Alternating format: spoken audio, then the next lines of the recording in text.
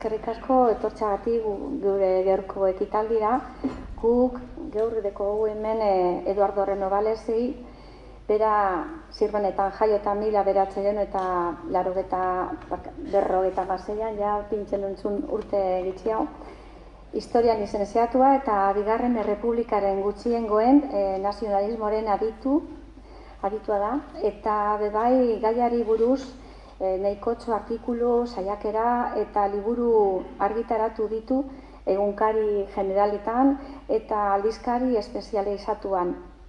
Como os decía, nacido en Zirvana en 1956, licenciado en Historia y especialista en nacionalismo histórico durante la Segunda República, ha publicado diversos artículos, ensayos y libros sobre el tema de series generalistas y revistas especializadas. ANV, El otro nacionalismo, Hagi, Historia del independentismo vasco, La ruptura de Chiberta, lo que no pudo ser, el Estatuto de las Encartaciones, Historia del batallón Eusko-Indarra, Los nombres de la libertad, Historia del batallón Olavarri y Nombres de la libertad. Bebai Jose Mari Lorenzo Espinosa historialoriagaz idatzi zuen Trifon Etxebarriaren biografia. Mendizale itzela, mendi ibile eta naturari buruz idatzi du hainbat alor eta aldizkaretan. Él con el historiador también de José María Lorenzo Espinosa ha escrito una biografía sobre Trifón Etxebarria. Él es un gran mendizale y como tal pues ha escrito en varias revistas sobre naturaleza y también blogs sobre montaña. Gaur ikusten dugu hemen liburu aurkeztuko duena eta izango da La historia de los batallones Olavarri y Eusko-Indarra en Acción Nacionalista Vasca, Los nombres de la libertad.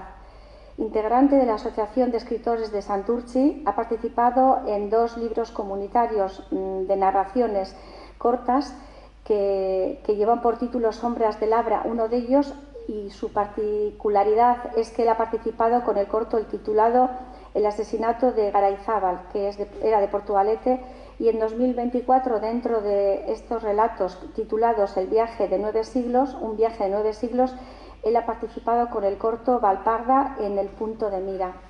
Eta, ezer barik gezau, hemen daukagu guren artien, eskerrik asko Eduardo gugaz egoteagatik eta aurrera.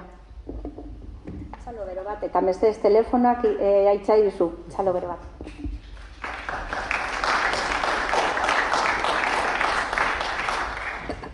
Bueno, arratsaldeon mila esker zuei eta oroituz hasteko lau hitz euskeraz etortzeagatik, mila esker etortzeagatik hitzaldi honetara. Eta jarraian, hasiko gara ja besterik gabe. Empezamos en noviembre de 1930 suceden 2 hechos seguidos que son trascendentales en la historia del nacionalismo vasco. Y es la Asamblea de Reunificación de Vergara, que pretende reunir en un solo partido a todo el movimiento nacionalista que estaba en aquel momento, y un manifiesto que se da 15 días después. Estamos en un momento que va a caer la dictadura de Primo de Rivera. El nacionalismo vasco está dividido en 2 corrientes. Está también bastante, no sé cómo decirlo, como desarraigado de la realidad social que hay en ese momento. El nacionalismo vasco seguía funcionando con la ideología que había proclamado Sabino Arana a final del siglo XIX. No había movido ni una coma. A pesar de que habían pasado ya 4 décadas, era una ideología que estaba muy rígida y muy fundamentada en sus raíces conservadoras y muy pegada a la Iglesia, y no había evolucionado como había evolucionado el país. Después de la Segunda Guerra Carlista se produce una revolución industrial en parte de Euskal Herria, sobre todo en la zona que conocemos desde Arrigorriaga, Galdacao, hacia la desembocadura de la ría, y en ciertos valles guipuzcoanos se había desarrollado una industrialización salvaje comandada por capitalismo autóctono, pero también al capitalismo que venía sobre todo de Bélgica y de Inglaterra, y había desestructurado un país que había sido más o menos estable y uniforme prácticamente desde la Edad Media. Ese desarrollismo capitalista salvaje que supone la industrialización de estas zonas de Vizcaya y Guipúzcoa había aportado un contingente de personas que llegan al país para trabajar y había trastocado la uniformidad ideológica, económica, social, cultural que tenía Euskal Herria hasta ese momento. El nacionalismo no se había adaptado a esa nueva situación y mantenía unos principios ideológicos, como digo, muy estables y que se estaban quedando muy atrás de lo que era la sociedad en ese momento. Entonces la Asamblea de Reunificación de Vergara del 16 de noviembre recoge las dos corrientes del nacionalismo sin modificar ningún ápice en la ideología de Sabino. O sea, pretenden seguir como estaban dentro de un movimiento nacionalista ya reunificado. Había dos corrientes, que era Comunión, que era un sector posibilista del nacionalismo, y estaba Berri, que era un sector más intransigente y más independentista. Se reunifican en la doctrina Hegel, no quieren modificar nada. Entonces hay un grupo de gente que no acepta mantener ese nacionalismo arcaico, retrógrado, bastante reaccionario en muchos aspectos, y pretenden dar un paso hacia adelante modernizando todo lo que había planteado Sabino Arana a finales del siglo XIX para trasladarlo al país que existía a inicios de la década de 1930. En la reunificación, esta gente no consigue imponer sus ideas y no participa del PNV que nace en ese momento. Entonces hay por ahí, sobre todo desde la transición, un grupo de gente que proclama que ANV, que es el partido del que vamos a hablar, es una escisión del PNV, pero es absolutamente incierto. La gente que va a fundar ANV 15 días después del PNV no participa del PNV. O sea, si no entras en una organización no puedes salir.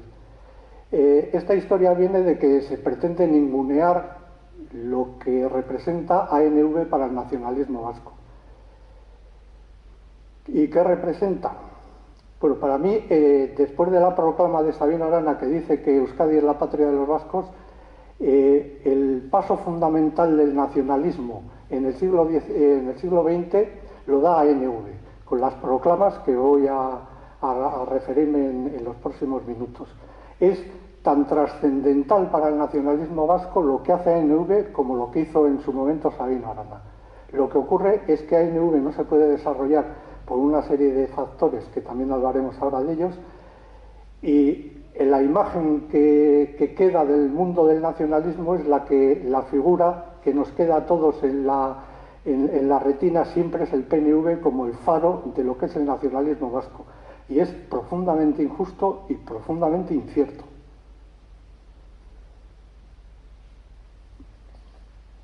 Entonces esta gente que no acepta la reunificación en el doctrinario Hegel, el 30 de noviembre, día de San Andrés, proclama públicamente un manifiesto dando a conocer las ideas que ellos pretenden desarrollar en la sociedad vasca de ese momento.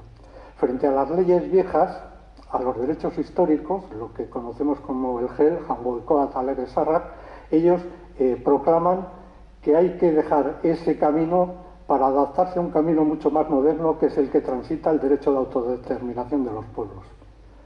Frente a la religión como un fundamento político esencial en el nacionalismo en ese momento, ellos proclaman que la Iglesia y el Estado tienen que estar separados, que la gente tiene que manifestar su religiosidad de forma personal, pero eso no tiene que aplicarse a la política. El Estado tiene que ser laico y aconfesional. Esto que hoy nos parece vamos, de lo más básico en política y en democracia, en aquel momento es como una bomba en la ideología del nacionalismo. Frente a la raza, los apellidos, la sangre, que era el fundamento político en aquel momento, ellos proclaman una apertura a la gente que no ha nacido en el País Vasco y que ha venido.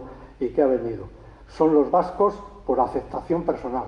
O sea, se admite a todo aquel que quiera luchar por los derechos del pueblo vasco, sea de donde sea. Esto también es rupturista total. Frente a los territorios históricos que tantos problemas ha dado en la historia del nacionalismo vasco, ellos proclaman un Estado unitario. Un Estado unitario siempre será una organización, un elemento de control de la creación de un país mejor que el estar dividido en una serie de territorios que muchas veces no tienen los mismos intereses.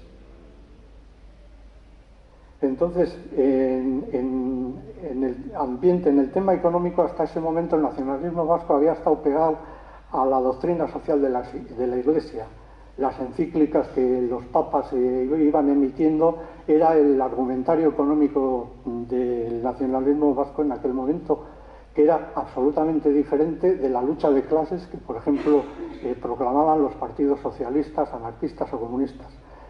Esta gente de ANV lo que va a pretender, lo que proclama y lo que intenta conseguir es una economía mixta de mercado, pero con un control estatal de todos los elementos estratégicos del país para hacer que la economía de un país no sea tan desigual en clases sociales. O sea, que no haya unas clases muy privilegiadas y unas clases muy depauperadas.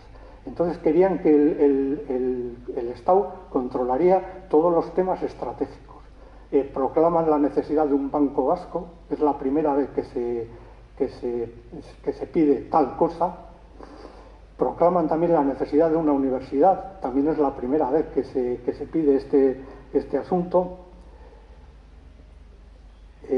Piden una enseñanza gratuita desde los estamentos más bajos hasta la universidad. Quieren, en definitiva, sustituir todo lo que significaba la sangre, la religión y la raza como elementos políticos por una causa diferente y más moderna, como era la libertad y un Estado republicano, democrático, euskaldun, basado en el derecho de autodeterminación, como os contaba. La voluntad popular debe ser el único origen, único y exclusivo del poder. Todo el poder debe estar basado en lo que hoy conocemos, por ejemplo, para decirlo gráficamente, un hombre, un voto. En aquel momento eso no existía, porque la mitad de la población no votaba, como eran las mujeres. Tampoco votaban muchos elementos de las clases más bajas, porque estaban apartados no solo de la política, sino de lo que era el engranaje electoral que podía haber en un Estado. Otro de los aspectos que plantea NV es una alianza y una colaboración con todas las organizaciones políticas y pueblos del Estado, de Europa y del mundo que reconozcan un hecho diferencial vasco. Esto también es absolutamente novedoso en la política vasca, donde no había lo que hoy entendemos las coaliciones y los acuerdos y todo este tipo de historias. En este momento, hasta 1930, eso no existía. Cada partido funcionaba estanco a los otros partidos que tenía alrededor. Ellos plantean abrirse a todo el mundo como un paso más que facilite la consecución del objetivo final que tiene este partido, que es el derecho de autodeterminación y la libertad de Euskal Herria. También piden la restitución del comunal. Desde la desamortización de Mendizábal en la Primera Guerra Carlista, los territorios históricos, las diputaciones, han ido perdiendo el control de la tierra, que ha ido pasando, no como lo que pretendían los liberales españoles en ese momento, de liberar la tierra, quitársela, por ejemplo, a la Iglesia para repartirla. Pero ¿qué pasaba? Claro, que los terrenos que iba quitando a la Iglesia se vendían. Claro, el pueblo no podía comprar, lo compraban los ricos. Entonces lo que hacían era cambiar el poder de la Iglesia por un poder económico que acaba siendo un poder fáctico dentro del Estado. ¿Quién pierde? Pues pierde el pueblo, pierde el estamento. Los ayuntamientos pierden terreno, las diputaciones pierden poder de control sobre ese terreno y sobre esa base se va desarrollando una revolución industrial, como os he dicho antes, totalmente descontrolada, que va a desestructurar al país. Piden la abolición de la pena de muerte, el final del servicio obligatorio militar, un bilingüismo que sea efectivo en la defensa del euskera. Todas estas cosas que hoy vemos como de lo más normal nacen con ANV. Y esto es algo que está oculto en un manto opaco que nadie conoce, y lo vemos que viene del nacionalismo, pero siempre lo relacionamos con el PNV. Y no es cierto, todo esto nace con ANV. Bueno, ¿por qué ANV no puede desarrollar todas sus ideas? Bueno, hay una serie de factores. Cuando se reunifica el PNV, hasta ese momento todos los activos que tenía el nacionalismo vasco eran usados por el colectivo nacionalista vasco. Es decir, las sedes, el dinero, los periódicos, todo el entramado socioeconómico que mantenía el nacionalismo era común. Entonces, cuando en la Asamblea de Vergara se divide el nacionalismo con el PNV y ANV, el PNV se queda con la mayoría de todos estos activos. Se queda con gran parte de la militancia, se queda con casi todas las sedes sociales, se queda con los periódicos. Y en aquel año, en 1930, imaginaros, cuando un partido político pretende difundir sus ideas políticas, necesitaba un periódico, no había otra forma. Se podían desarrollar pasquines, folletos y tal, pero necesitaba un periódico. Entonces el PNV se queda con todo y esta gente se queda sin nada. Entonces, para empezar a desarrollar sus ideas, ya empiezan con un atraso considerable respecto al otro nacionalismo. Se van quedando atrás y el nacionalismo mayoritario va ocupando un lugar en la sociedad que ellos no pueden utilizar. Otro factor puede ser, ¿está la sociedad vasca en ese momento preparada para un cambio tan radical en el mundo nacionalista? Y la verdad es que no.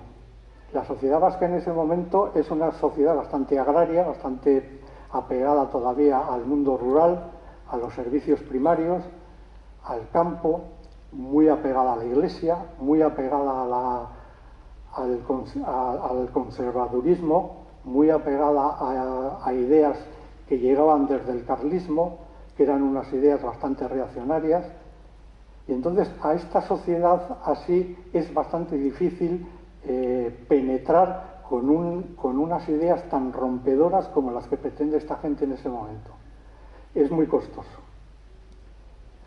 El siguiente problema que se encuentra en ANV es que no tiene dinero. Se quedan, para decirlo gráficamente, con una mano delante y otra detrás.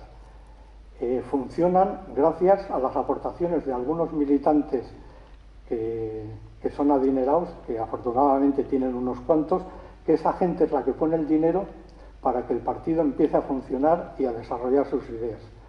Con eso y con el trabajo de la militancia, una militancia muy joven, muy entregada a la idea política, una militancia que va a pagar con sangre durante la guerra civil, ahora enseguida lo veremos, va a pagar con sangre ese compromiso político tan fuerte que tiene con sus ideas y con el pueblo vasco. Otro hándicap es que ANV, a pesar de estar en los dos movimientos republicanos más importantes que hay durante el periodo entre 1931 y 36, es decir, en el bloque antimonárquico, que en las elecciones del 12 de abril de 1931 consigue ganar en las elecciones y fruto de ello, 2 días después se proclama la República, en ese bloque está ANV. En el Frente Popular, que en febrero del 36 vuelve a ganar las elecciones durante la República, está el PNV, está ANV, con una excepción, ahora hablamos también de ello. Entonces, en esos dos momentos trascendentales para la República, en general para la República Española, que tiene un conglomerado de partidos que la apoyan, en esos dos momentos está ANV. ¿Eso le debería dar ventaja frente a un nacionalismo más reaccionario? Pues concretamente no ocurrió así. Es bastante sorprendente, pero la República, el gobierno republicano de Madrid, siempre tuvo una relación, no voy a decir más fluida, una relación más constante con el nacionalismo conservador que significaba el PNV que con el nacionalismo de izquierdas que significa ANV. Eso es una de las muchas contradicciones que tiene la República y que, entre otras muchas causas, provocan lo que ocurrió en el 18 de julio del 36. ANV es bastante caótico en estas alianzas electorales, por eso os decía antes. Por ejemplo, tomando el momento de febrero del 36, ANV forma parte del Frente Popular en Álava, en Guipúzcoa y en Navarra, pero no forma parte del Frente Popular hasta después de las elecciones en Vizcaya, por un problema que existe en Baracaldo. Y Baracaldo es una de las sedes más importantes de ANV. Este desastre también de política que no tiene una idea muy clara de actuación, también es un hándicap que ANV sufre y que le resta bastante en su afán de transmitir sus ideas al pueblo vasco. Bien, y ya llegamos al momento de la guerra.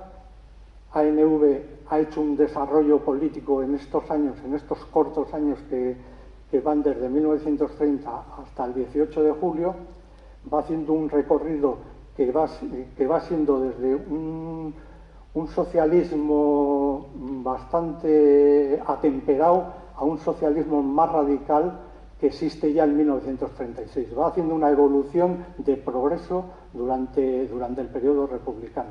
Claro, no tiene tiempo de desarrollar su política por las carencias económicas que os he comentado y también porque con la llegada de la guerra esto lo trastoca todo. Ya la política pasa a un segundo plano y la guerra es lo que está en primer plano en todo momento.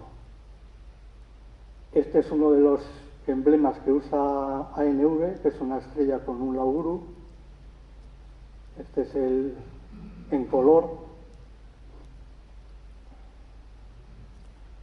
Esta es una de las fotos del batallón Olavarri que hemos usado para la portada. Bueno, comentaros que el batallón Olavarri está formado básicamente por vizcaínos y el Eusko Indarra está formado por guipuzcoanos. Había mezcla, pero vamos, en general era así. Estos son los dos libros. Este es el Manifiesto de San Andrés, que sale en El Liberal, un periódico controlado por Prieto, un periódico socialista.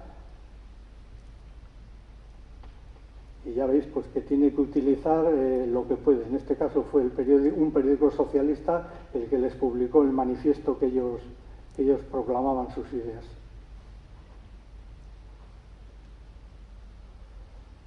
A ver si se carga. Bueno, vamos a tener problemas.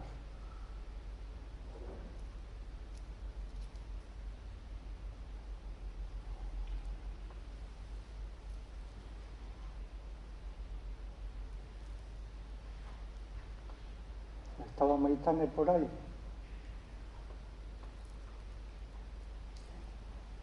Que no sé por qué no carga.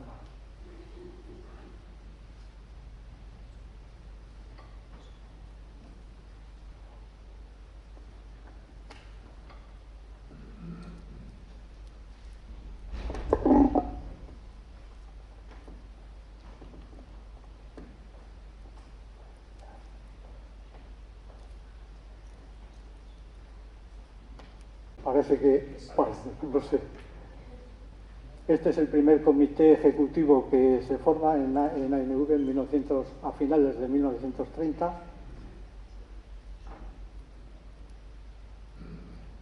Este es un folleto que saca ANV al día siguiente de la proclamación de la República, el día 15 de abril de 1931, haciendo una proclama de fe republicana y democrática, que ya os digo es al día siguiente de la proclamación de la República.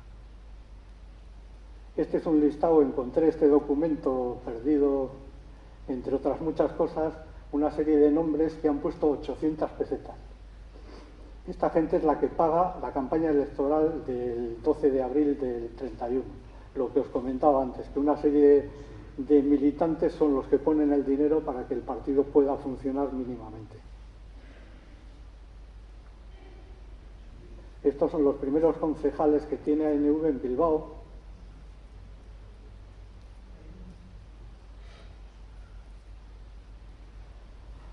Y bueno, os voy a hablar.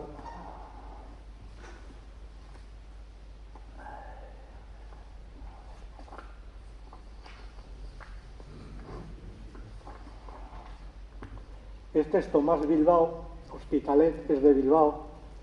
Es concejal, es uno de los concejales, como os comentaba, es arquitecto.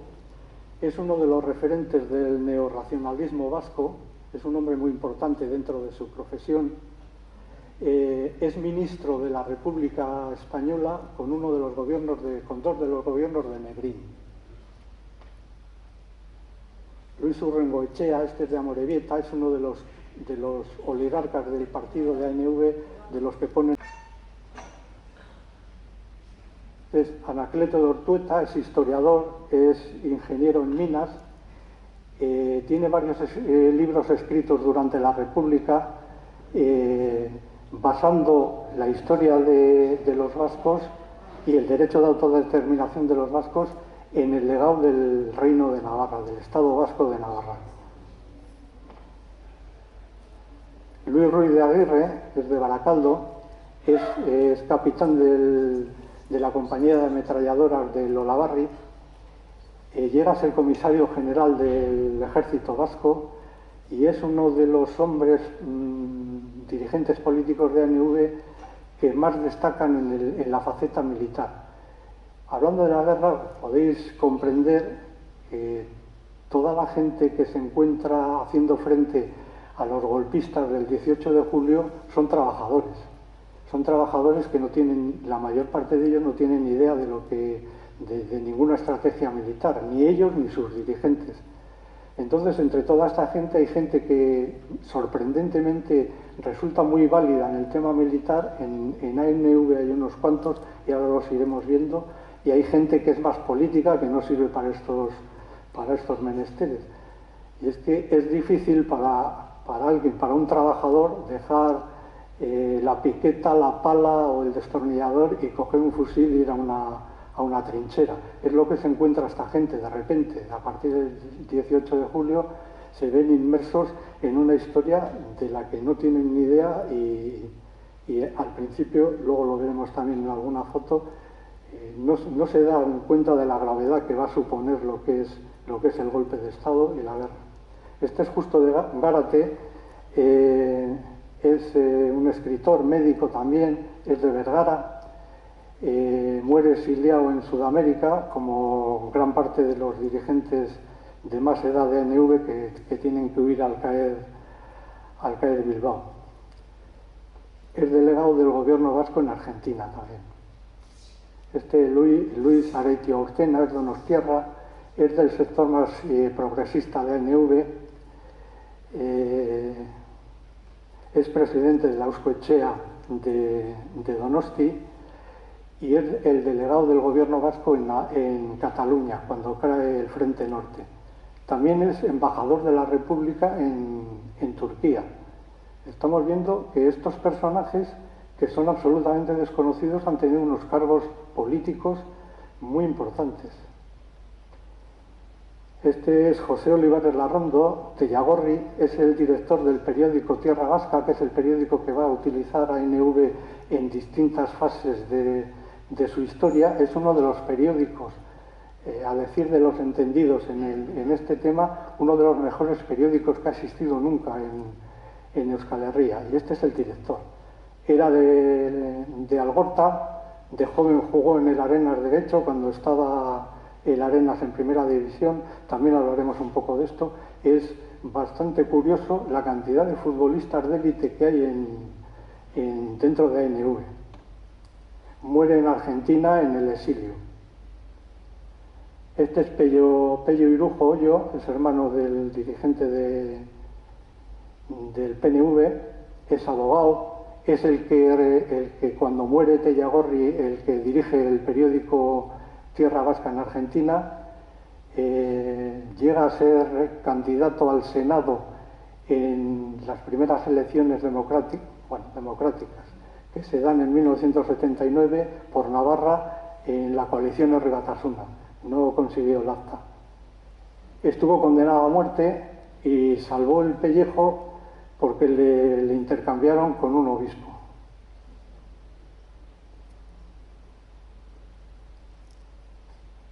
Este es Andrés Perea Gallaga, es de Baracaldo, es perito mercantil y es interventor general de Hacienda durante el gobierno de Aguirre.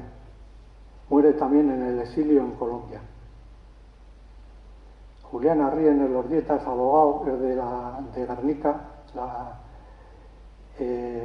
Este sí estuvo en la cárcel y, como solía ser habitual también en la justicia franquista, una vez que dejaban salir a los presos en libertad condicional, sobre todo si eran un poco importantes a nivel político, les desterraban, no les dejaban volver a Euskal Herria. En concreto a Arrien le tuvieron desterrado en Guadalajara y en Madrid, y murió en Madrid en el destierro. Este es Manuel Uribe Echevarría del Darrain, es ingeniero también, es el jefe de cartografía del gobierno de Aguirre, es el responsable de todo el tipo de mapas y este tipo de documentación que usa el gobierno de Aguirre y el ejército vasco. El responsable era este hombre. De Juan Carlos Basterra no he conseguido ninguna foto, era de Bilbao también, abogado. Este es el programa que aprueba ANV 15 días antes del golpe, y el escrito que tenéis ahí lo escribe Basterra, y se dirige a Manuel Dirujo, el hermano del que hemos visto antes, el dirigente del PNV, y le dice: ¿no quería saber qué significaba y qué ideología tenía ANV? Pues te mando el programa para que lo leas de primera mano. Como curiosidad, Basterra se presenta dentro de la coalición del Frente Popular, se presenta por Iruña, por Pamplona, y es de entre los republicanos, es el que más votos tiene, pero no consigue el acta. Los seis políticos que consiguen acta en las elecciones de febrero del 36 en Iruña son carlistas. Eso da un poco de la idea de lo que se vivía en Iruña entre febrero y julio del 36. Este se llama Orbegozo, es de Azpeiti, vivía en Donosti, era generalmente el que daba las charlas en los mítines de ANV en euskera. Está también condenado a muerte porque es comisario político en el Eusko Indarra. Los comisarios políticos, ya casi por sistema, el sistema de justicia franquista los condenaba a muerte a todos, porque lo de comisario político ya sonaba directamente a rojo y comunista. Y entonces lo habitual era que condena a muerte y fusilamiento. En algunos casos no, como en este caso. Este hombre estuvo en la cárcel, le conmutaron la pena, pero tenía que trasladarse de Azpeitia, que era su pueblo, a Donosti, a firmar cada 15 días en el cuartel de la Guardia Civil. Y entonces, en 1953, en una riada, unos días de riada enorme que hubo en Guipúzcoa, que dejaron 46 muertos, cuando volvía este hombre en el autobús en la zona de Zestoa, una riada se llevó el autobús y murieron todos los ocupantes. Las 26 personas que iban en el autobús murieron ahogadas en la riada. Entre ellos estaba Bernabé. En la guerra, ANV empieza a formar sus batallones, Eusko-Ekintza Gudarosteak. Era algo habitual. Cada partido, sobre todo durante la mayor parte del periodo de guerra en el Frente Vasco, cada partido controlaba a los batallones de su ideología. Estos son los primeros voluntarios, porque a los pocos días de darse el golpe ya ANV está pidiendo a la afiliación que se vayan alistando para defender a la democracia y la república y la libertad de Euskal Herria. Entonces subían a Begoña, esta foto es subiendo a Begoña, donde tiene la primera sede el batallón Olavarri, y subían a afiliarse. Ya les veis que suben casi como en romería, subían a afiliarse en grupos de amigos, de la cuadrilla, hermanos, hay cantidad de hermanos en cada batallón, se suben a afiliar como un acto social más. Todavía no había empezado la crudeza de la guerra y no la conocían. Aquí están después de haber firmado ya como voluntarios. ANV empieza a organizar a sus batallones en Loyola, en el Hotel Izarra, y en pocos días consigue ya que 1.500 afiliados estén allí ya dispuestos a combatir al requeté que empezaba a entrar desde la zona de Navarra a la zona montañosa del interior de Guipúzcoa para intentar controlar la Muga y Donosti. Este hombre, aunque no se ve demasiado bien, es de un periódico deportivo de Bilbao, el Excelsior, es la persona que está más alta, es un mendigoizale del Club Fortuna de Donosti, se llama Restituto Terán Mendía, era fundador como os digo, del club de montaña Fortuna, que creo que todavía sigue existiendo.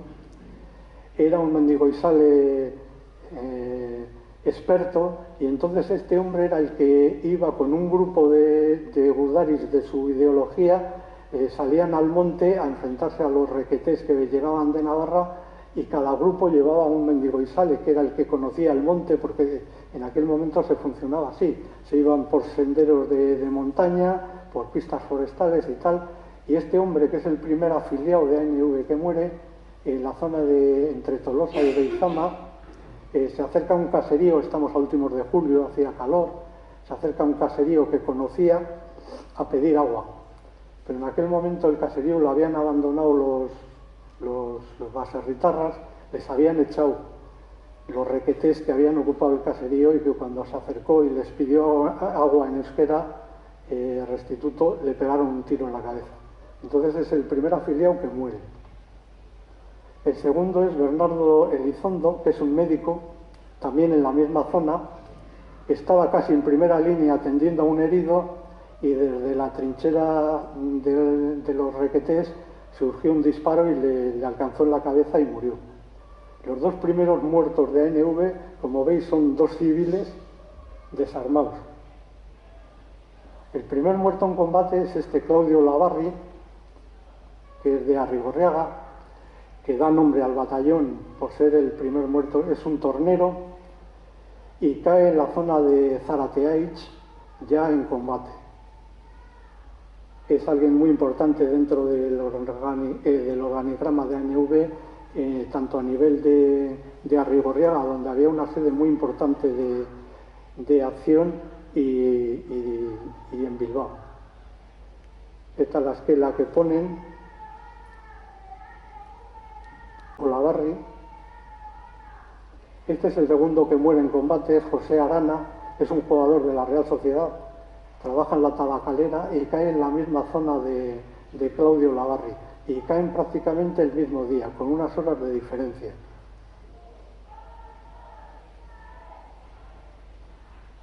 Este es Tomás Echave Cucuyu, es de la zona de Plencia, es el primer comandante del Olavarri, es un político. Este es de lo que os comentaba antes entre la diferenciación de los líderes que tiene ANV, de los que están capacitados militarmente y los que no, este es más político que otra cosa y dura muy poco como comandante del batallón. Enseguida le sustituye Gabriel Goitia. Gabriel Goitia, que es de Arrasate, y es el comandante que está quitando los momentos en que cae herido 3 veces durante la guerra. Cuando no está en el hospital, está dirigiendo el batallón. Este hombre resulta muy válido en el tema militar y, vamos, era muy querido por toda la gente del batallón. Este es José Hernando Lizari, es el primer oficial que cae en combate. Es capitán de la segunda compañía y muere en la desastrosa ofensiva que plantea el ejército vasco en la zona de Legutio, de Villarreal. Este muere en la zona de Chabolepea, donde tengo registrados 55 muertos de Olavarri, están en el libro, el listado de todos ellos. El mismo día, el 2 de diciembre de 1936, ANV pierde 56 hombres en unas horas, en la batalla que se da en esta zona. Es un pequeño pinar en una cumbre que está entre Legutio y lo que es el Monte Albertia. Allí se da otra situación, quedan copaos un grupo de gudaris ante el avance de las tropas franquistas. Y dentro del pinar, este grupo, que está formado por 1,5 de militantes del Isaac Puente, que es un batallón comunista, y 9 militantes de ANV, son cercados por un grupo de guardias civiles y soldados del ejército sublevado, y allí mismo les fusilan. Uno de ellos es Emeterio Fernández. Es de Las Carreras, tiene 22 años, es minero y es uno de los que fusilan allí aunque decían que luchaban por Dios y por España y todo este tipo de cosas, cuando cogían prisioneros no era tan raro el que los fusilaran en el mismo sitio. Este es Francisco Sobrado Rantias de Balmaseda, también le fusilaron allí. Eran soldados, no tenían ningún cargo político, ni militar, ni nada. Este es Alejandro Aizpurúa, es de Marquina, también, bueno, no os lo digo después. Es muy amigo de Francisco Turrillas, que es el corresponsal de guerra del periódico de Tierra Vasca. Francisco Turrillas es teniente del Eusko Indarra y es el corresponsal de Tierra Vasca. Es muy amigo de este hombre, de Aizpurúa, y en uno de los artículos que salen publicados en Tierra Vasca, Alejandro le comentaba el pesar que tenía al haber dejado a las hermanas en casa, porque él era el sostén de la familia, y estar allí en el frente. Y las hermanas le escriben diciendo pues que no se preocupara por ellas, que ellas se mantenían, que no pasaba nada, que lo más importante en aquel momento era hacer frente al fascismo y luchar por la libertad de Euskal Herria. Un par de días después de recibir la carta, Alejandro le fusilan también en el pinar de Chabolepea. Y esta es la esquela que la familia, las hermanas que la habían escrito, publican en el periódico, en Tierra Vasca. Enrique Baró era teniente de una de las compañías del Olavarri también, cae en la batalla esta de Chabolepea en Legutio. Y muchas veces lo que le pasa al ejército vasco durante toda la guerra prácticamente es un ejército que mantiene posición y retrocede. O sea, lo más que se consigue es mantener las posiciones. ¿Qué pasaba? Vuelvo a referir. Son civiles a los que se han visto abocados a una guerra. Encima no tienen material suficiente para defenderse. Muchas veces hay grupos que están en una trinchera que no hay fusil para todos. O sea, utilizan los fusiles que tienen y hay gente que no puede disparar porque no tiene fusil. Tiene que esperar a que caiga alguien para coger el fusil y disparar él. O sea, tienen unas carencias enormes, absolutas. Ya todos conocemos el tema de la aviación. Prácticamente la aviación franquista se pasea por los cielos de Vizcaya sin ninguna oposición. La oposición es muy débil, porque el bando republicano casi no tiene aviones, no tiene baterías antiaéreas, muy pocas. No hay suficiente material militar para hacer frente a un ejército profesional, y no solamente profesional, que está apoyado por una serie de elementos alemanes, italianos y marroquíes que vienen de mercenarios a ayudar al ejército golpista. Entonces toda esta gente que está preparada para la guerra se enfrenta a un pueblo en armas, pero un pueblo, claro, que se ve como se ve, con unas carencias tácticas y logísticas y de material enormes. Entonces el ejército lo que habitualmente hace es mantener la posición todo lo que se puede, y luego llega un momento en que la presión es tan grande de los golpistas, hay que ir retrocediendo. En el retroceso lo que suele ocurrir habitualmente es que los muertos que caen se quedan donde caen. O sea, no hay posibilidad de recogerlos y llevárselos. Entonces quedan al albur de lo que haga el enemigo. El enemigo unas veces recoge a los muertos y los entierra por allí, en cualquier sitio, en un camino, en una vereda, en una campa, o los llevan en grupos y los meten en una fosa común en un cementerio, sin ningún tipo de nada, no hay ninguna identificación, nada. Meten 50 cadáveres en una fosa común y allí se quedan, en el mejor de los casos. Y en el peor, pues se quedan en el monte, y unas veces les entierran y otras no, quedan allí. Hay muchos testimonios de los baserritarras que ellos mismos entierran a los caídos una vez de que el frente va moviéndose y queda gente tirada en el campo, y son la misma gente de los pueblos y de los caseríos la que entierra donde puede, porque están pendientes de que el ejército fascista tampoco les deja mucho margen de maniobra en enterrar a gente que son rojos separatistas y judeo-masónicos. Entonces Baró queda también en el Pinar, en Chabolepea, y una serie de gudaris de su grupo saben exactamente dónde ha caído, y varios días después entran en la zona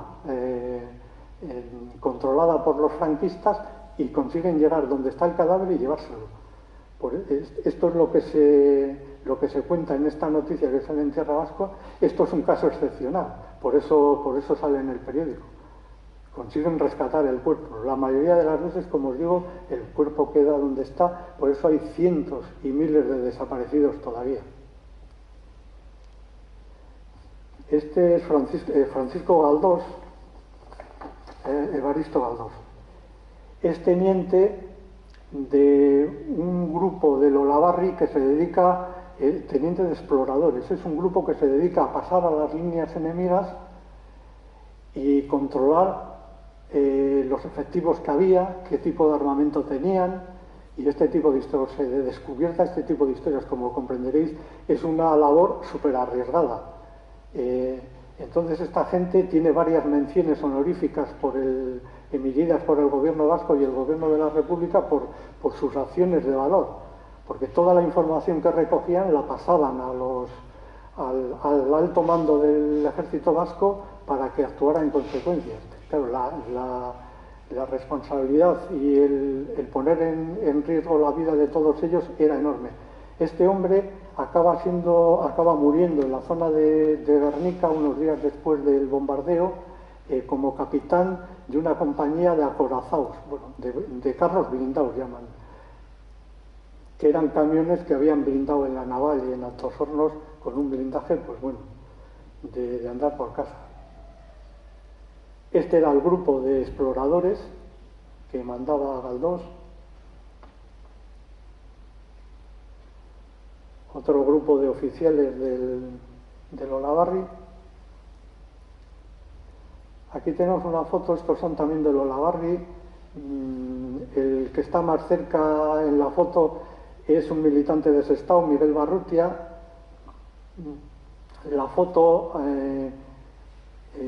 pasó de la familia a un miembro de Oroitus, de Rafa Supervía, y también a la asociación Sánchez de Beurco, y también me llegó a mí, por eso la pongo aquí. Aquí hay otro grupo de gudaris de ANV.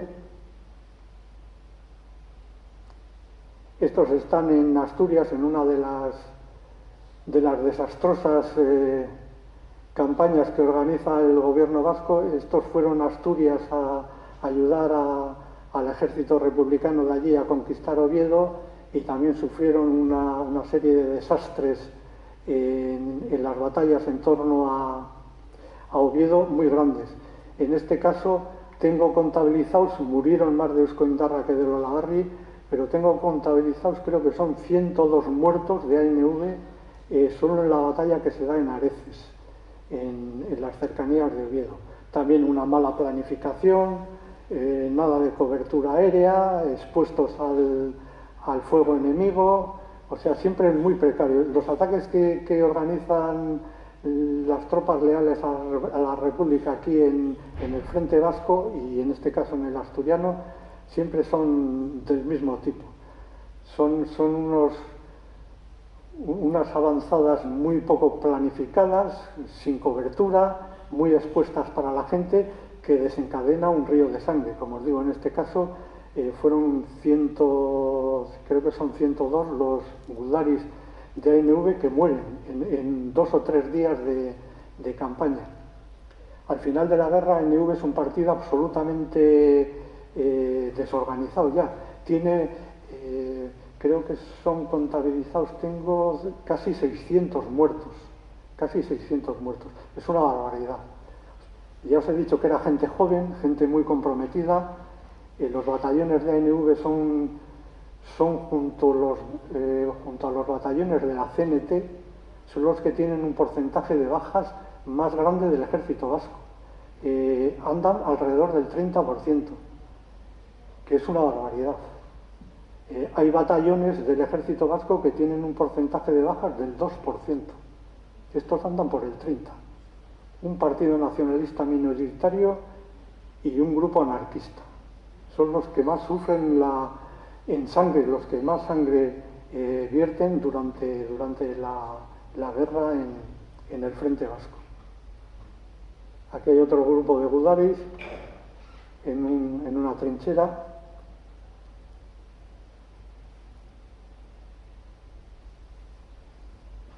Aquí tenéis una foto que sale también en Tierra Vasca, un cañón republicano que está disparando a las posiciones franquistas, y al lado veis a un coche con 2 civiles. El de la derecha es el chofer y el de la izquierda que está fumando es Francisco Turrillas, el teniente del Euskoindarra, que es el corresponsal de guerra que os he comentado antes, que era amigo de Alejandro Izpurúa. Este hombre está en primera línea, le veis ahí, están disparando y está como si nada. Es un tío muy aguerrido, hace las crónicas para el Tierra Vasca todos los días y está ahí esperando a que acaben de disparar los que están en el cañón para hacerles una entrevista para sacarlo al día siguiente en el periódico en Tierra Vasca.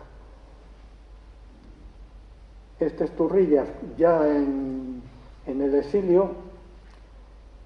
Es un periodista muy importante de Donosti, escribe sobre todo de pelota, y como era alguien que controlaba, tenía estudios y tal, en Santoña, donde le toman prisionero con el resto de lo que quedan de los batallones de ANV, le tenían en la secretaría.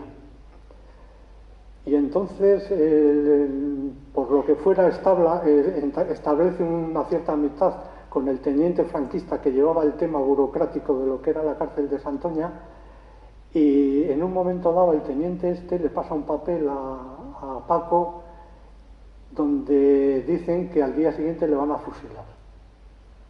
Entonces, en las memorias que la familia de Turrillas me hizo llegar, Paco dice: si me van a fusilar, pero no va a ser en un paredón. Esta noche me escapo.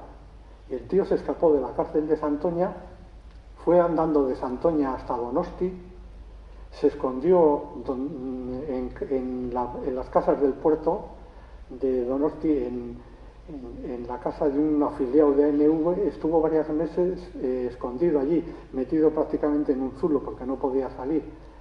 Y entonces, claro, eso al final del tiempo le agobió tanto que quería salir de allí como fuera. Además, la represión franquista en Donosti cada vez se acentuaba más y él no quería que la gente que le estaba escondiendo sufriría si le cogían allí. Entonces, ayudado por el hermano, se disfraza, coge el tren en Donosti y se va a Madrid. En Madrid se esconde otra vez y va andando desde Madrid hasta Lisboa para coger un barco que le lleva a México y consigue llegar. O sea, la vida que tiene Paco Turrillas lo cuenta en un libro que se llama Sobre el mismo lodo y vamos, es una vida de hacer películas con él. Es increíble el periplo que tiene este hombre.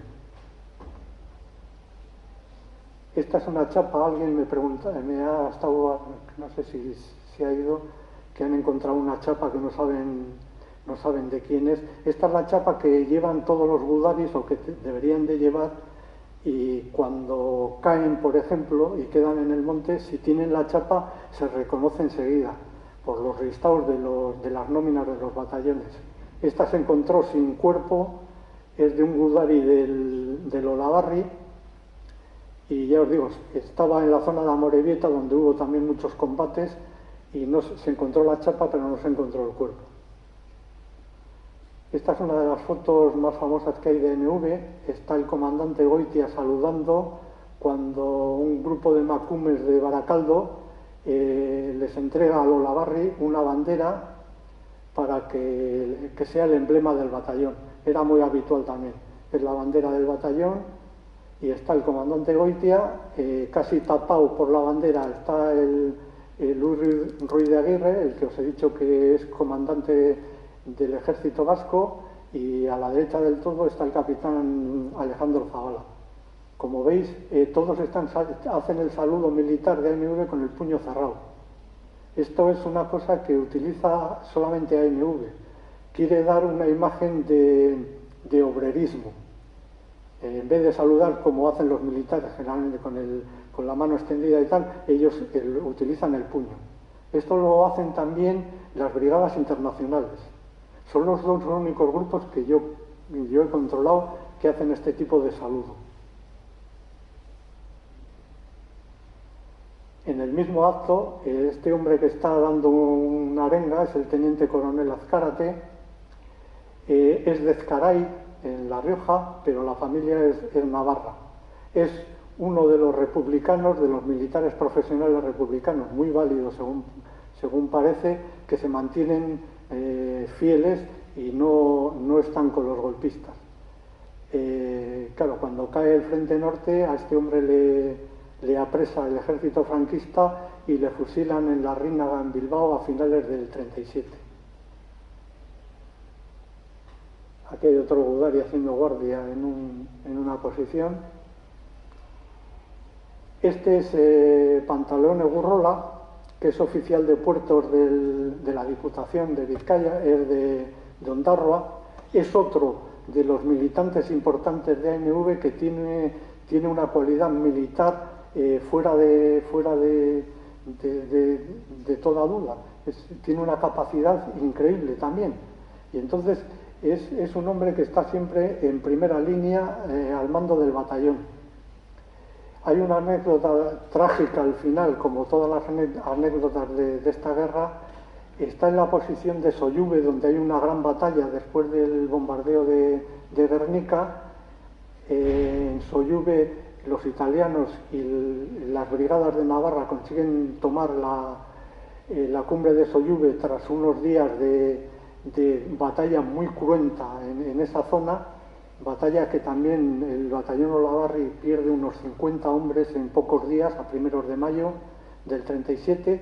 Está Egurrola, que en ese momento es el comandante, recibiendo un parte del Estado Mayor, y les cae un obús al enlace de transmisiones y a él.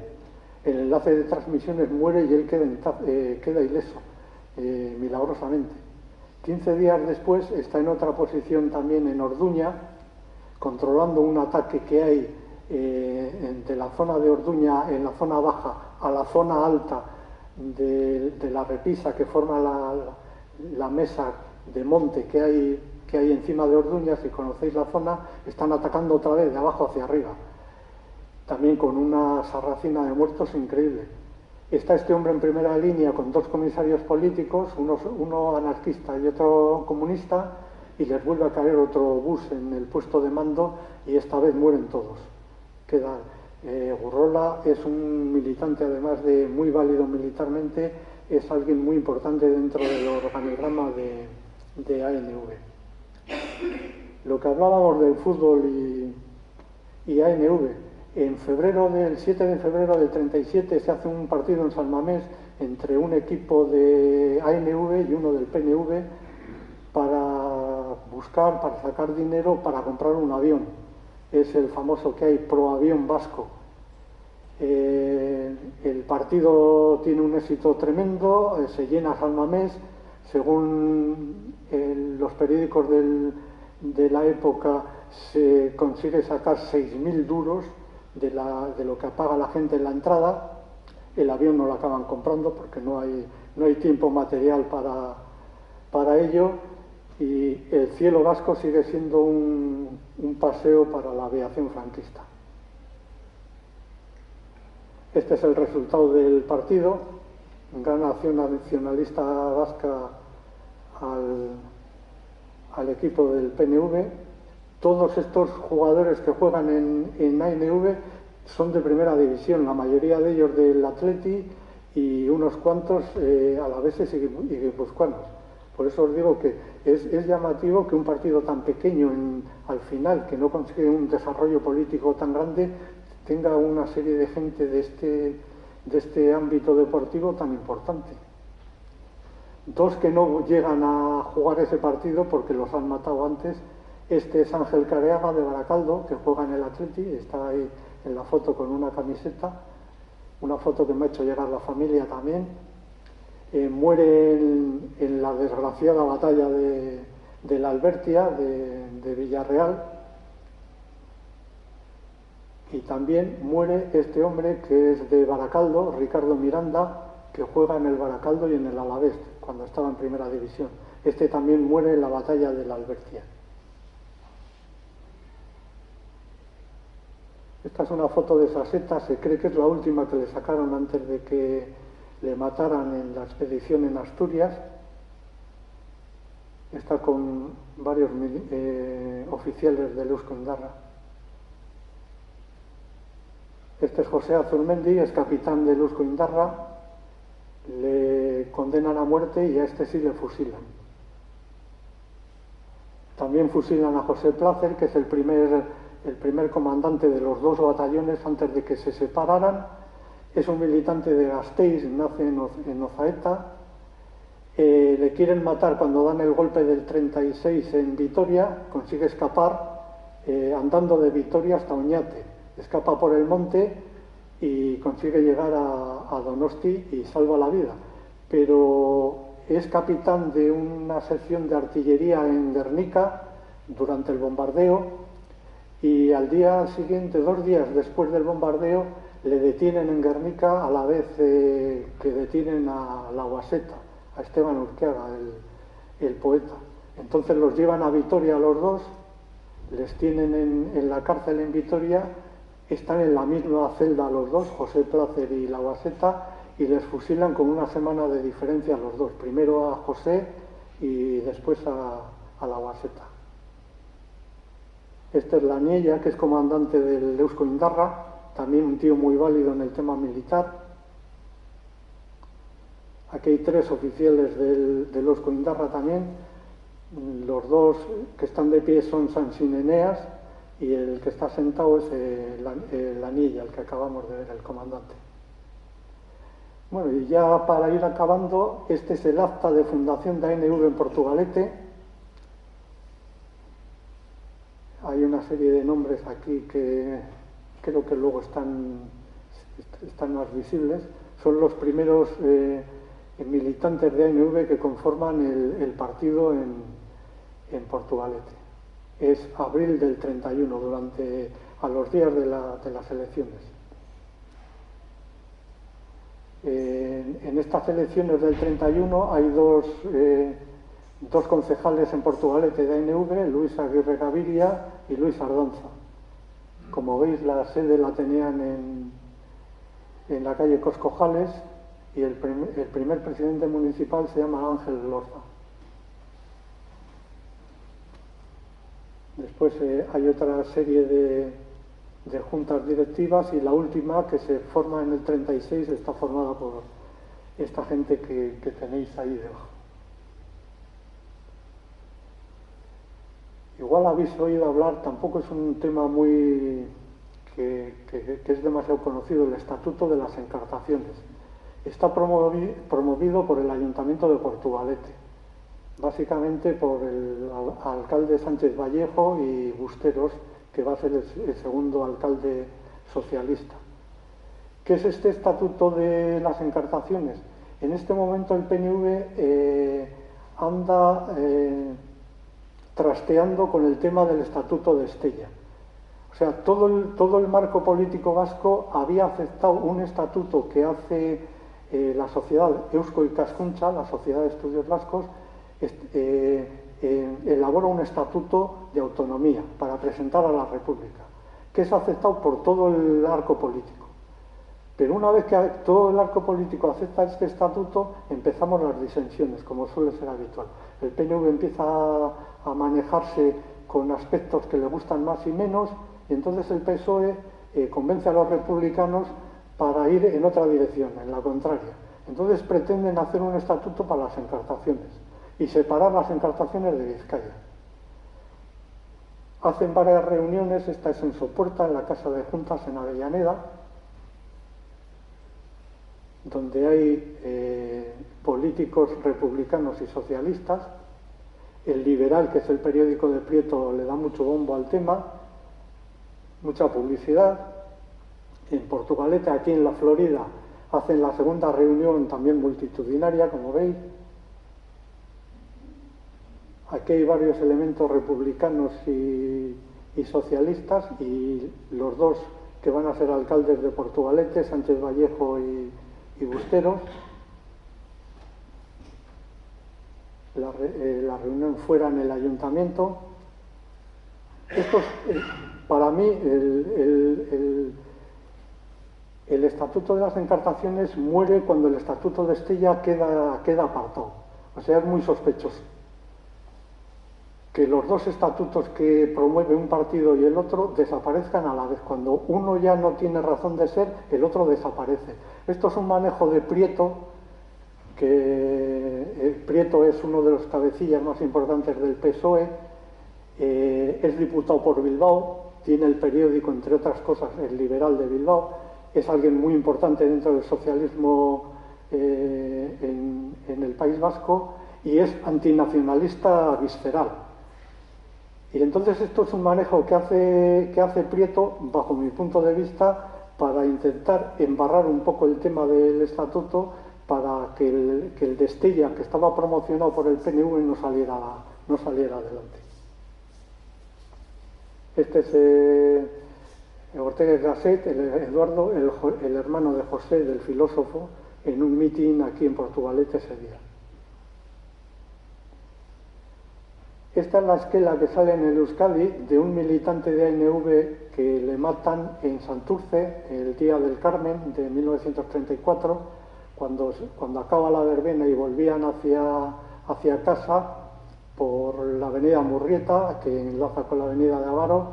Un grupo de socialistas rodean a este hombre, José Garayzábal, y a un amigo que le acompaña.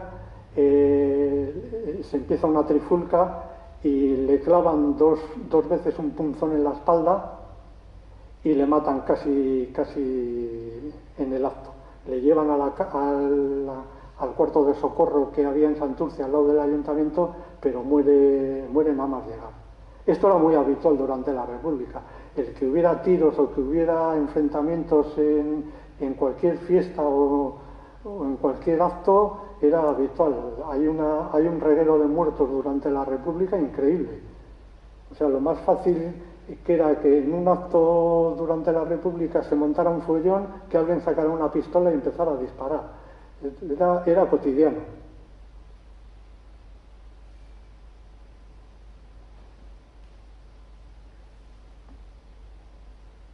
Este es el entierro que hay en Portugalete, no es demasiado buena la foto.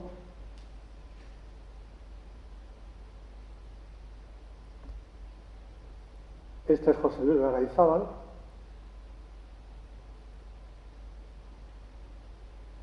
Aquí hay un panfleto que paga NV de un mitin antifascista en Portugalete. Es del año 34.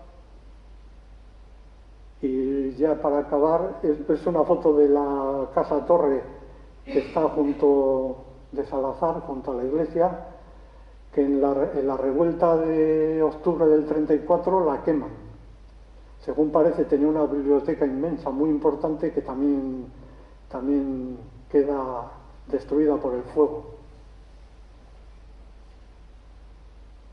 Unos días después, Portugalete son una de las pocas zonas en las que, de Vizcaya, quitando la zona minera y algo en Bilbao, que la revolución de octubre que se da a nivel general en el Estado, pero básicamente en Asturias, en Cataluña y en zonas determinadas del País Vasco, en Portugalete es una de las zonas donde los insurgentes hacen frente a la Guardia Civil.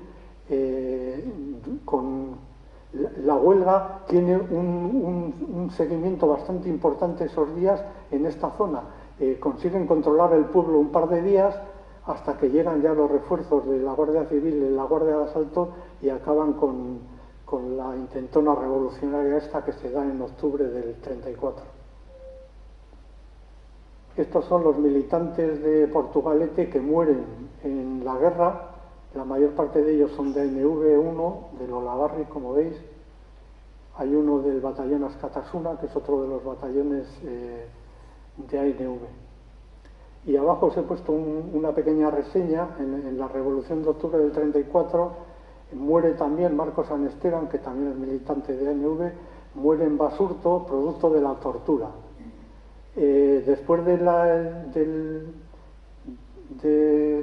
los primeros días, hacia el 7, 8, 9 de octubre, que ya la revolución esta que se organiza a nivel nacional y no tiene más recorrido que el que se da prácticamente en Asturias, hay una represión muy grande a todos los niveles, de gente no solamente que había participado en la revuelta y en la revolución y en la huelga, sino que ya aprovechan a hacer una represión sistemática de muchas, y no solo de la gente que podía ser problemática para el gobierno republicano, sino la represión se amplía a capas muy grandes de la sociedad. Hay represión contra el PNV y el sindicato ELA, lo que hoy es ELA, que no participan para nada en la huelga ni en la revolución esta, y también son perseguidos. Hay muchos presos que son torturados. Uno de ellos es este, que encima acaba muriendo, muere en Basurto unas semanas después. Y detenidos, pues vienen, esta serie de detenidos que vienen debajo, son todos de ANV. Aquí hay una petición para trasladar el cadáver de uno de los militantes de Portugalete que está en Derio, para traerlo al cementerio aquí a Pando, a Portugalete. Bueno, y para acabar, pues nada, es una página del Deia que ha tenido la deferencia, el Deia, de sacar 2 hojas enteras cuando han salido los 2 libros. Y vamos, lo pongo como agradecimiento. También mencionando que, por ejemplo, Gara no ha hecho ni la más mínima mención de darse por aludido, a pesar de que sabía que los 2 libros salían. Y vamos, ellos sabrán por qué. Y esto es todo. Gracias.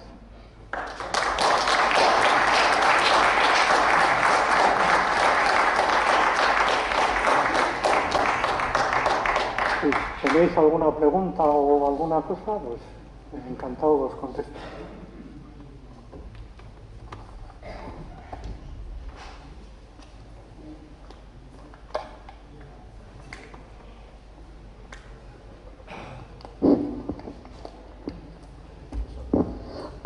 Arrasate. Los batallones del PNV, ¿a partir de qué momento entran en la guerra? O sea, ¿a partir de cuándo se incorporan al frente, que no fue el inicio, y hasta cuándo duran? ¿Hasta Santoña o antes? Los batallones de ANV, ya os he enseñado las fotos cuando subían a alistarse como voluntarios, están funcionando prácticamente desde el día siguiente del golpe. ANV es un partido republicano que ha planteado su política en base a la aceptación de un programa republicano y democrático, y mantienen la idea, acertada idea me parece a mí, de que es más fácil conseguir de ir dando pasos hacia la independencia de Euskal Herria, que es lo que buscan al final, con un gobierno republicano que no con un gobierno monárquico como existía hasta ese momento. Entonces ellos desde el minuto uno están peleando contra los alzados, contra el ejército que moviliza a Mola, desde el primer minuto. Ya os creo que lo he comentado, que en pocos días reúnen en Loyola 1.500 militantes que empiezan a luchar, pero hacia el 20 de julio ya están inmersos en el fregado de la guerra. Y la mayoría de ellos caen en Santoña. Es otra de las historias negras que hay por ahí pululando. En un libro que va a salir para la Soca de Durango sobre el batallón Askatasuna, el batallón de zapadores de ANV, que es el último ya, el tercero y último que he escrito de los batallones de ANV, el comandante Zubiaga lo explica claramente en unas memorias que tiene. Y es que ellos se van retirando hacia Santoña pensando que en Santoña los barcos ingleses que estaban fuera de la bahía les iban a sacar a todos para llevarles al sur de Francia y seguir la guerra en Cataluña. Esa era la idea que tenían, porque era la idea que susurraba en el ambiente caótico que hay en Santander en el verano del 37. Claro, los manejos que tiene el PNV con los italianos no iban por ahí. O si iban por ahí, se acaban destrozando totalmente. Pues claro, todo lo que el PNV negocia con los italianos lo hacen al margen de Franco. Cuando Franco se entera, dice: no voy a aceptar nada de lo que digan estos tíos. Entonces, todo lo que han acordado cae. Y los vascos que han ido allí, que además estaban ya metidos allí, porque el ejército franquista ha atacado desde la zona del escudo y ha llegado a Santander. O sea, los vascos, aunque hubiesen querido retirarse hacia Asturias, no hubiesen podido. Ya estaba cortado. Pero bueno, se van embolsando en Santoña, se quedan en Santoña y al final, como los ingleses no les acaban sacando, pues quedan encerrados. Y lo que les abren fue el penal. No salieron, entraron en el penal de Santoña. La mayoría de ellos quedó, algunos sueltos, siguen manteniendo la guerra en Asturias, pero ya es a nivel casi individual. La mayoría de ellos caen en la bolsa de Santoña, después de la sarracina de muertos que habían tenido. Vamos, los que quedan vivos o heridos caen en Santoña.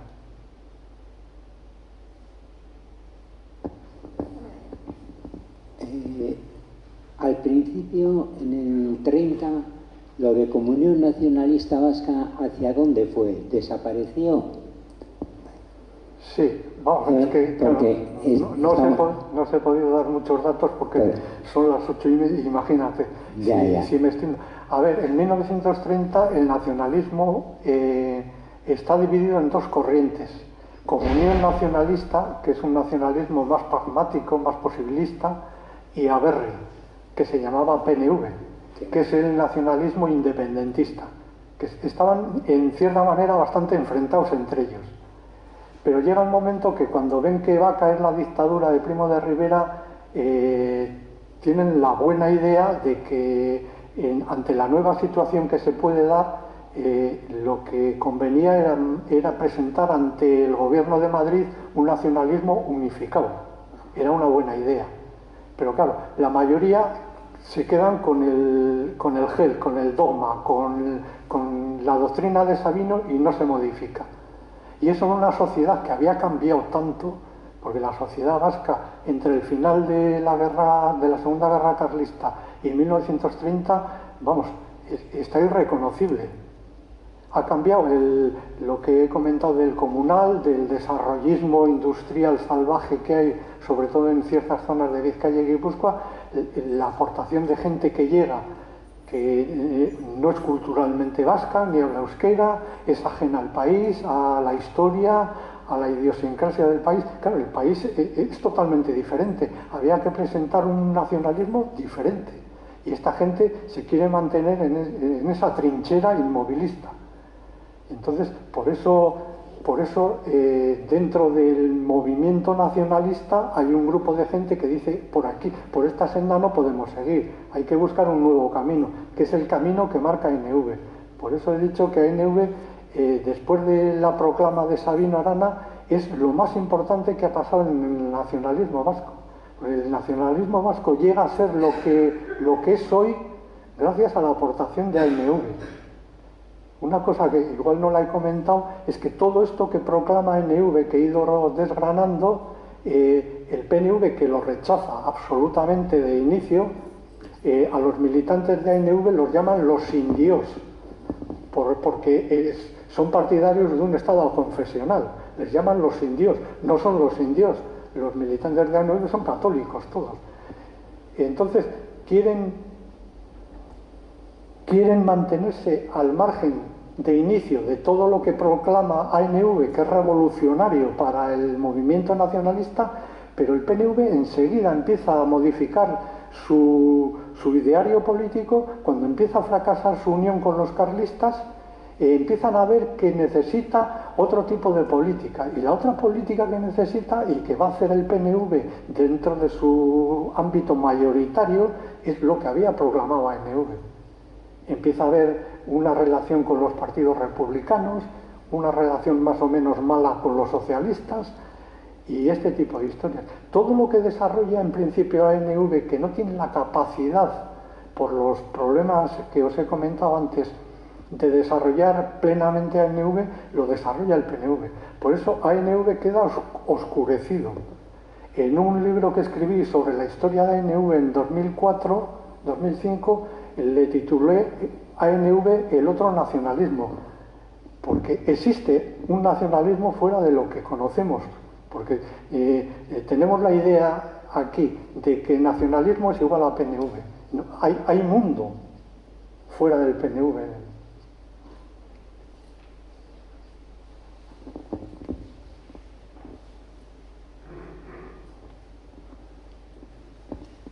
Beste galderatxo bat? Ben, Eduardo, eskerrik asko guaz egoteagatik, mila esker ikisi duguna ikusuregatik. Muchísimas gracias. Hemos aprendido parte de nuestra historia que nos falta de saber, desconocida. Muchas gracias por tu trabajo. Eskerrik asko.